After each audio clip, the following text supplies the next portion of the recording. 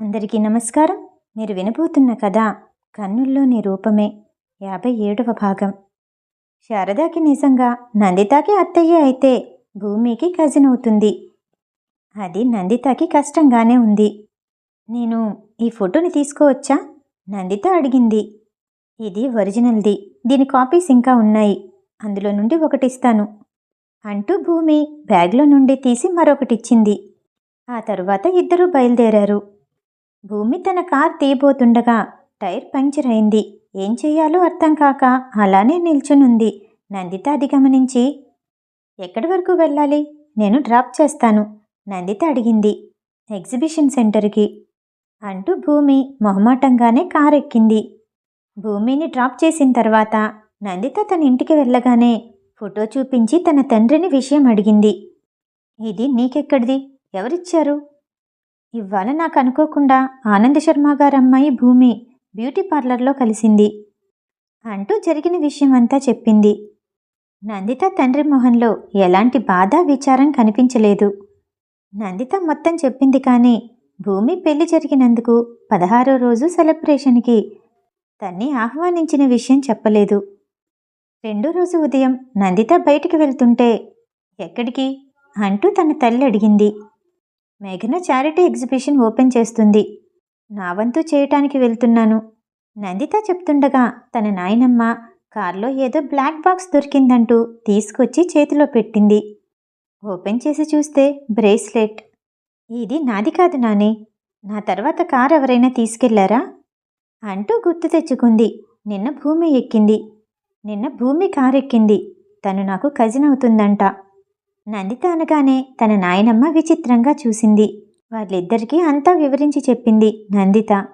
ఏంటి, శారదాకింకా మీ తాతయ్యతో మాట్లాడాలనుందా? ఇప్పటికి కూడా బాధపడుతుందా?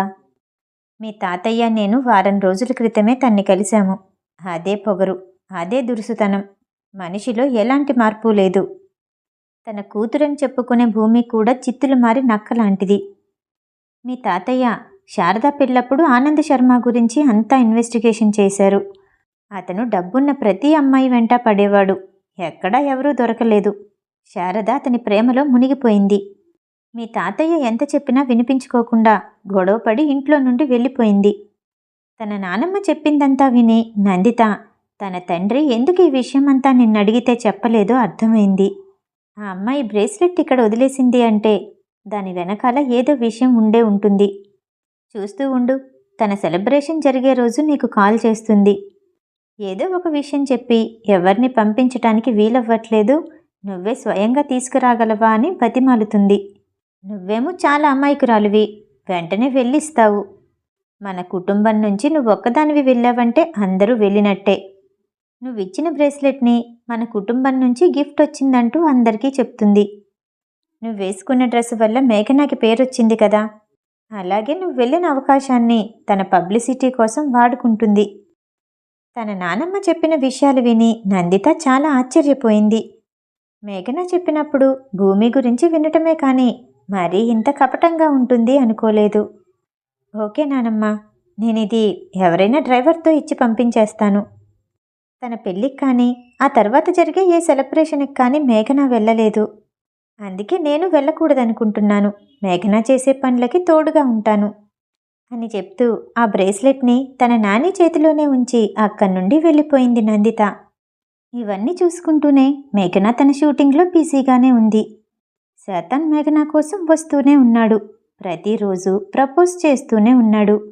అరవింద్ ముందే డార్లింగ్ అంటూ క్యూట్ అంటూ విసిగిస్తూ ఉన్నాడు. ఆ రోజు మధ్యాహ్నం శాతాన్కి మేఘనాకి మధ్య ఉన్న సీన్ షూటింగ్ చేస్తున్నారు. అంతా చాలా సాఫీగా జరుగుతుంది. దురదృష్టం కొద్దీ మధ్యలో ఒకసారి మేఘనా వైపు స్టాండ్తో ఉన్న పెద్ద కెమెరా విసురుగా రాబోయింది. మేఘనా మీదకే వస్తుందని చుట్టూ ఉన్న వాళ్ళందరికీ అర్థమైంది. కానీ తను తప్పించుకోలేనంత వేగంగా వస్తుండటంతో కళ్ళు గట్టిగా మూసుకొని కింద పడిపోయింది. అది కెమెరా మీద పట్టం వల్ల కాదు, శాతాన్ తన మీదున్నాడు. పక్కనే ఉన్న కెమెరామాన్ శాతాన్ గారి తలకి దెబ్బ తగిలింది. మేఘనా మేడం, రక్తం బాగా వస్తుంది, నేను వెళ్ళి ఫస్ట్ ఎయిడ్ తీసుకొస్తాను. కెమెరామెన్ అరుచుకుంటూ పరిగెత్తాడు.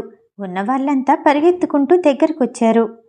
మేఘన చాలా కంగారు పడిపోయింది. శాతాన్ని లేపి కూర్చోపెట్టి మంచినీళ్లు తాగించడానికి ప్రయత్నించింది. కళ్ళు కూడా తెరవట్లేదు. అక్కడే ఉన్న దీక్షిత్ ఇంత చిన్న దెబ్బకి ఇలా చేస్తున్నాడేంటి? మేఘన ఏంటి కొత్తగా శాతాన్ మీద ఇంత జాగ్రత్త తీసుకుంటుంది అనుకుంటూ దగ్గరకొచ్చాడు. అందులో ఉన్న ఒకరు, మేఘనాని కాపాడటంలో శాతాన్కి గాయమైంది, త్వరగా అంబులెన్స్ని పిలవండి అంటూ గట్టిగా అరుస్తున్నారు. శాతాన్కి అయ్యింది చిన్న గాయమే అయినా స్పృహలో లేడు. రక్తం ఆగకుండా కారుతూనే ఉంది. అది అతని బట్టలకే కాదు, మేఘన బట్టలకి కూడా చాలా ఎక్కువగా అంటేసింది. అందరూ విచిత్రంగా చూస్తున్నారు. ఇంత చిన్న గాయానికి అంత రక్తం పోవటమేంటి అని ఆశ్చర్యపోతూనే కంగారు పడుతున్నారు. ఇటు అంబులెన్స్ రాలేదు. ఫస్ట్ ఎయిడ్ తీసుకొస్తానన్న కెమెరామెన్ రాలేదు. మేఘన తన డ్రెస్సుని చింపి శాతాన్ తలకి కారకుండా కట్టింది. దీక్షిత్, కార్లో తీసుకెళ్దాము. నాకు టెన్షన్గా ఉంది. నువ్వు డ్రైవ్ చేయగలవా? టెన్షన్లో ఉంటే డ్రైవ్ చేయలేనని ఎవరు చెప్పారు? పద వెళ్దాం. తీసుకెళ్లటానికి దీక్షిత్కి ఇబ్బందిగానే ఉంది. కానీ మేఘన కంగారుని చూసి వెంటనే కారు తీశాడు.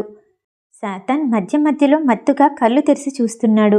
మేఘన మొహం భయంతోటి చెమటలు పట్టేసి కంగారు పడుతుంది. నన్ను పట్టించుకోనన్నావు? శాతాన్ చిన్నగా అన్నాడు.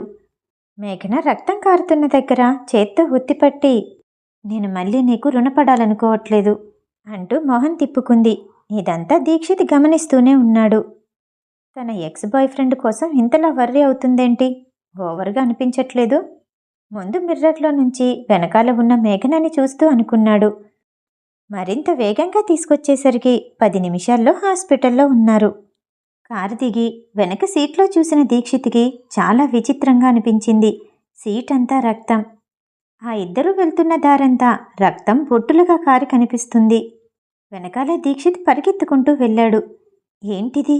ఇంత చిన్న గాయానికి ఇంత రక్తం కారుతుందేంటి? ఎమర్జెన్సీ వార్డేంటి? అర్థం కానట్టు శాతాన్ని మరో చేత్తో పట్టుకొని అడిగాడు దీక్షిత్. అతనికి కాగిలోపతి అనే సిండ్రోమ్ ఉంది. ఒక్కసారి రక్తం కారటం మొదలైందంటే ఆగనే ఆగదు. ప్రాణం పోయే వరకు కారుతూనే ఉంటుంది. అందుకే అతనికి దెబ్బలు తగలకుండా చూసుకుంటారందరూ. మేఘన ఇంతలా కంగారు పట్టంలో ఆశ్చర్యం లేదనుకున్నాడు దీక్షిత్. వెంటనే ఎమర్జెన్సీ వార్డులో అడ్మిట్ చేశారు. మేఘనాకి భయం వేసి సోనీని రమ్మని వెంటనే కాల్ చేసింది. ఎమర్జెన్సీ గదిలో నుంచి నర్సు బయటకొచ్చి, ఆయనకి చాలా రక్తం పోయింది, ఖచ్చితంగా బ్లడ్ ఎక్కించాలి, ఏబీ నెగిటివ్ టైప్. అది బ్లడ్ బ్యాంక్లో సరిపడినంత ఉండకపోవచ్చు, మీ ప్రయత్నాలలో మీరుండండి చెప్పి వెంటనే లోపలికి పరిగెత్తింది. ఏబీ నెగిటివా? ఇది నిజంగా చాలా రేర్ బ్లడ్ గ్రూప్. ఎక్కడి నుంచి దొరుకుతుంది? ఎవరిని అడుగుతాం? దీక్షిత్ కంగారు పడ్డాడు. నేను నా ఫ్రెండ్ సోనీకి ఫోన్ చేశాను. తను ఆక్యుపంక్చర్ చేసి రక్తం కారటాన్ని తగ్గిస్తుంది. ఈలోపు మనం ఏబీ నెగిటివ్ బ్లడ్ గ్రూప్ కోసం ప్రయత్నిద్దాం. హాస్పిటల్ మేనేజ్మెంట్ కూడా ఆ బ్లడ్ గ్రూప్ వేరే హాస్పిటల్ నుండి తీసుకురావడానికి ప్రయత్నిస్తున్నారు. ఈలోపు సోనీ, రిషిక్ హాస్పిటల్కి చేరుకున్నారు.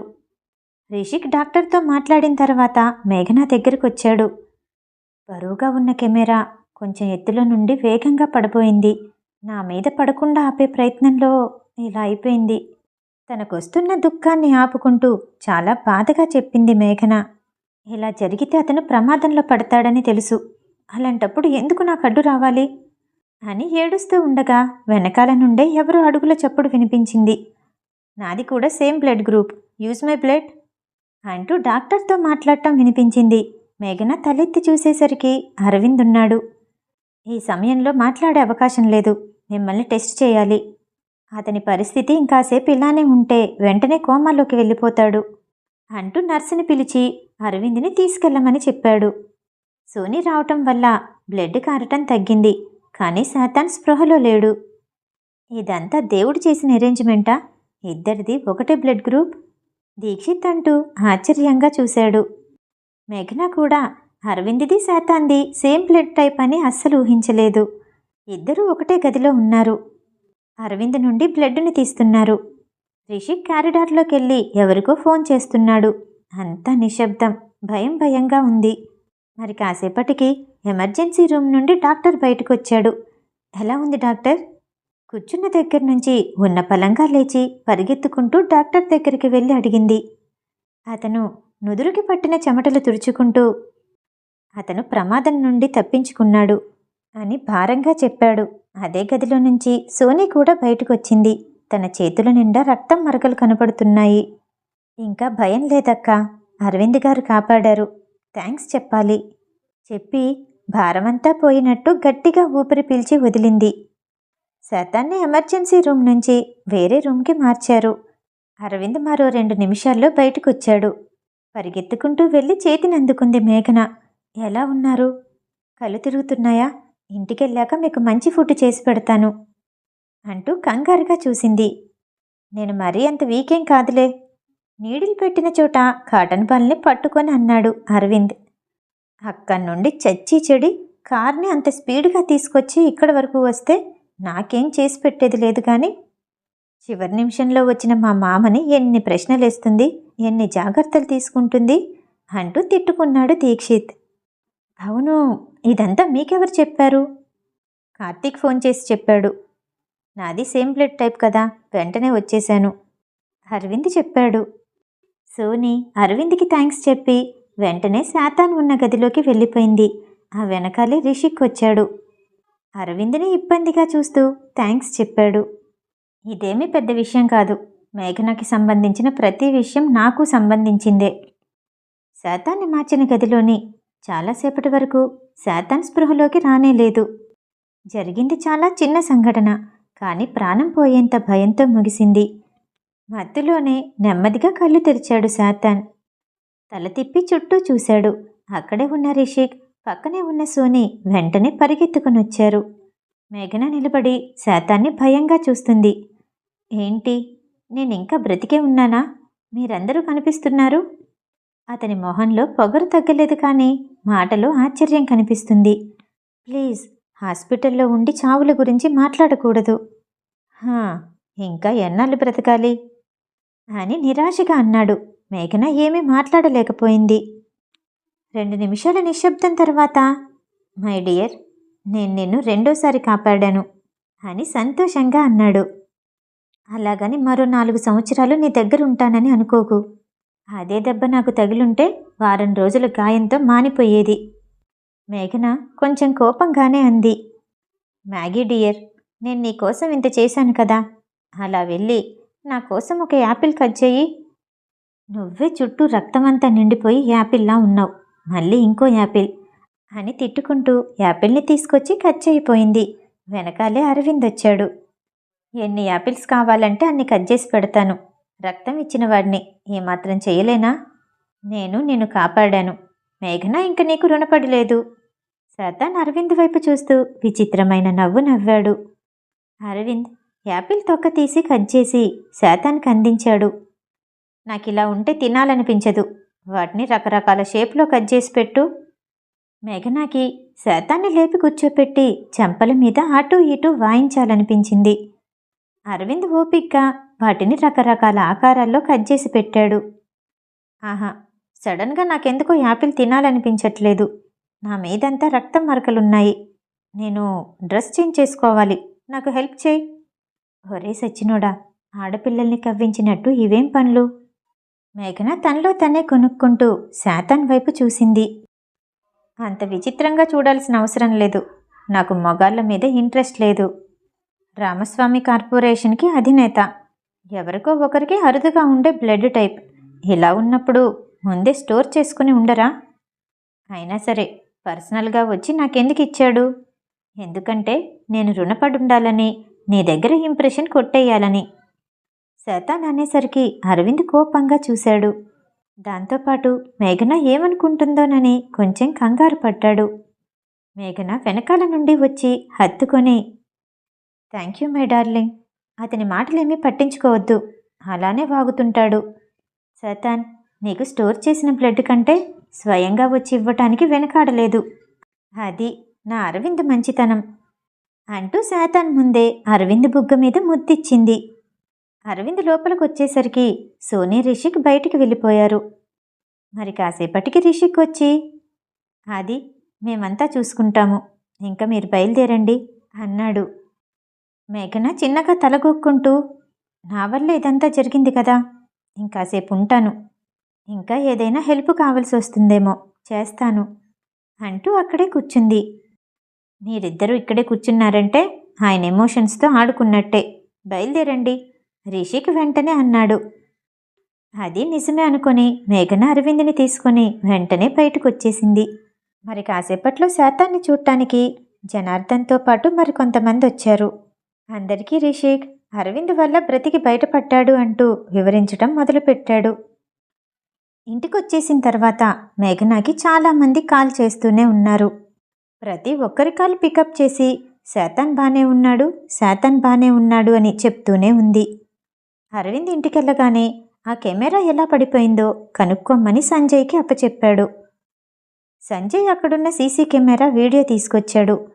అదంతా యాక్సిడెంటే అన్నా, కావాలని ఎవరు చేసింది కాదు సంజయ్ అంటూ వీడియో అందించాడు. రెండో రోజు మేఘన మామూలుగానే షూటింగ్కి వెళ్ళిపోయింది.